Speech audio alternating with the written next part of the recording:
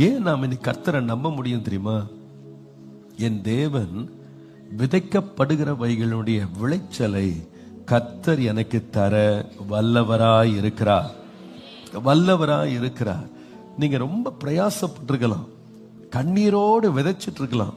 நீங்க நிறைய பேர் சில வெளியில நடுவுல வர்ற சில போராட்டங்களை பார்த்து, பிரச்சனைகளை பார்த்து, பின்னடைவுகளை பார்த்து, ஓ இது விளையவே விளையாது, இதுல எனக்கு எந்த பிரயோஜனமே இல்லை, நான் வேஸ்டா நட்டுட்டேன், நான் வேஸ்டா படிச்சுட்டேன், நான் வேஸ்டா எக்ஸாம் எழுதினேன், நான் வேஸ்டா எல்லாமே வீணா பண்ணிட்டேன், எந்த விளைச்சலுமே வரலையே, இந்த சீசன் எனக்கு ஏமாற்றமா முடிஞ்சிருச்சே, நான் எதிர்பார்த்த ரிசல்ட் எனக்கு கிடைக்கலையே, நான் எதிர்பார்த்த அவுட்கம் எனக்கு கிடைக்கலையே, ஆண்டவனை மறந்துட்டாரோ, நான் பின்னடைவுல வந்துட்டேனோ, ஐயோ விதைச்சது எல்லாமே அழிஞ்சு போச்சோன்னு நீங்க நினைக்கிறீங்க.